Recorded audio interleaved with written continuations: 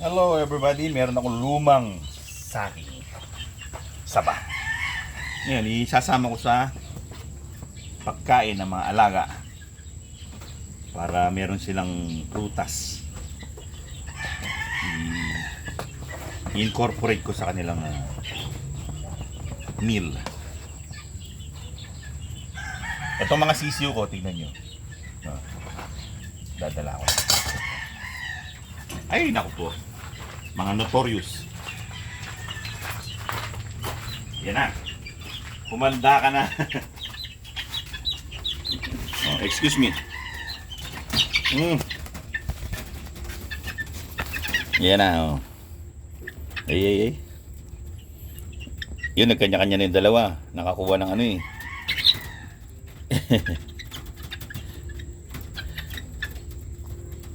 Masarap silang kumain. Nakaisa na silang saging yan. Nabigyan ko na sila.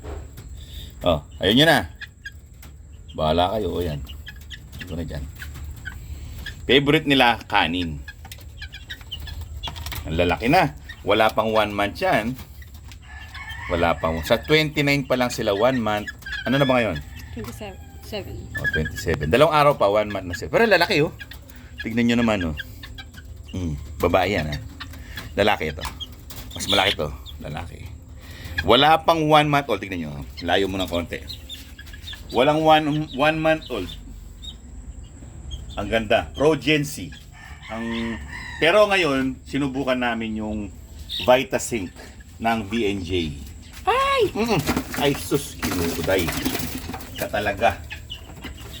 See? Sinundan yung saging. Huwag mo susundan yung saging. Oo, isa pa. Balik ka na dun sa mga kapatid. Ang lalaki. Grabe. Yan ang produkto ng Progency. First drink ng mga day old. Progency kaagad. Bubulas yan sila. Ang ganda. Aray ko. Kasusungay. Aray ko. Well, hindi naman ibig sabihin na kapag nag-Progency. Yung ulo ha? Progency sila eh. Mas malaki sila sa ibang mga manok, hindi.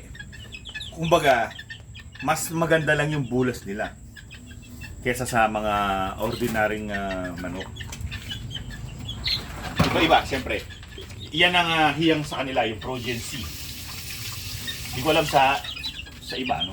Pero kami, Progency yung hiyang sa kanila, sa mga sisiw namin. Nagdidepende lang din naman yan sa kung anong hiyang.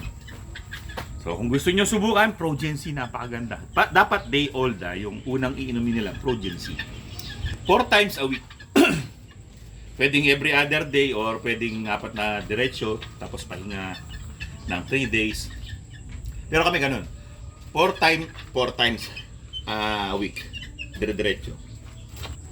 Tatapusin ko na lang to para ma-incorporate na sa kanilang daily ration. Para hindi sila nananawa sa kakakain ng Enerto na successor. At baby stag booster. Sa mga sisiw. Ito yung successor para kay Catriona at kay Riot. Bigyan ko lang, siyempre. Konti lang. Kasi marami yan sila eh. Sakto lang na meron silang kumbaga Toppings. pang imagas. Ito naman, Enerto na lahat para sa mga boys. Naka-cord na lahat ng mga boys na naka-isolate. Tapos na yung kanilang bacterial flushing, deworming, and delousing. Oh, tignan nyo naman. Di ba magiging magana silang kumain pag merong banana on the side. On the middle. Yung iba in the middle. Pati sila Bradley ganyan din. Kasi lahat lang sila makikinabang. Saan pupunta yan? Deliver? Grab. Grab food. Unahin natin tong nagmamadali. Nilagyan ko lang ng tabi kasi naiinit na sila. Tignan mo. Ay, may nakbag yun. Ito pa oh, dalawa kayo. Minakbag. Ay nako. Kala mo, maubusan eh. Ito. Bigyan natin yung ating mga naka-cord na. Oh. Ito yung claret. Oh. Claret.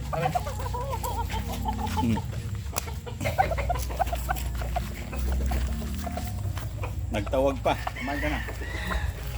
O, itong gray natin na mag-ayat.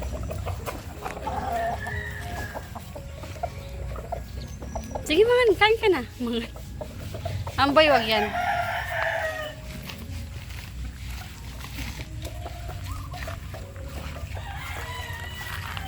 Yan, mga round head. Magana kumain niya? Malakas kumain. Ito pa, kapatid niya to. Boy. Kapatid niya, magkapatid yan, dalawang round head. Ito hindi man lang nagtawag. Oh, mga sakim yan. Gusto nila, kanila lang yung pagkain. Ito naman dito sa hatch gray. Ito, round head gray. Kaya halos kahawig ng mga round head yan eh. Pogi, no? Yes, sir. Pogi kapag round head talaga maganda yung tsura. Ganda, pulang-pula yung mukha.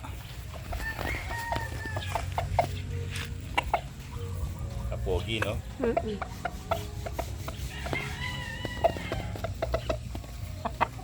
Yan, nilipat ko sa malilim. Maalis siya dito eh, mainit masyado siya, nilagyan ko pala. Itong hatch gray, tingnan natin. Pogi dito.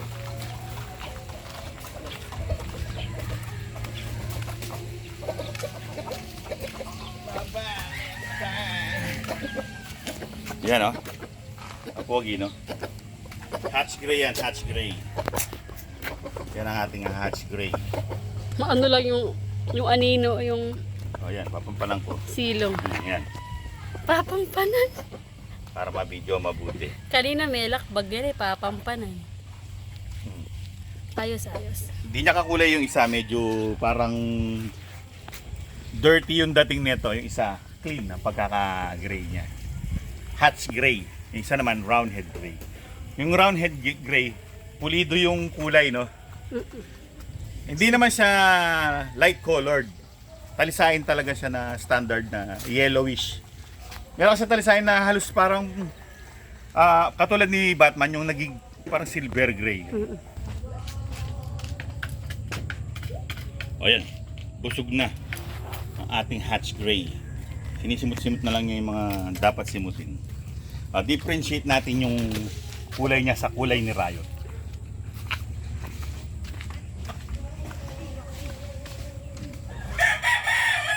Ayan naman si Riot.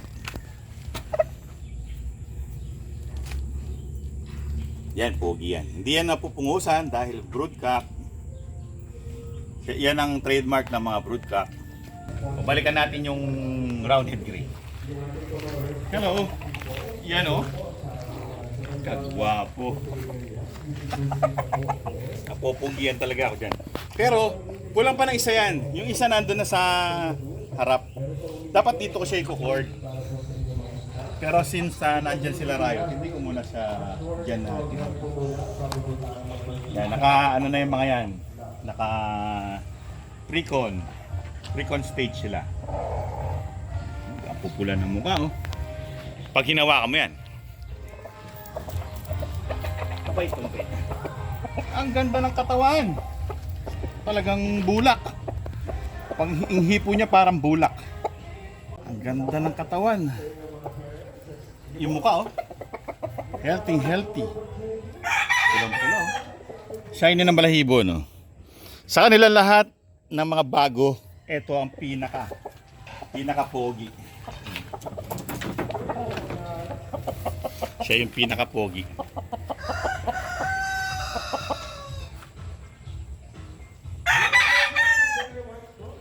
Yan ang pinaka-pogi sa kanila lahat. Maraming pogi, pero yan ang pinaka. So well, mga kaibigan, yan ang aking mga bagong inaasikaso ngayon. Hanggang sa susunod na episode. Maraming salamat sa inyong panonood. Paalam! Paalam! Sa pogi!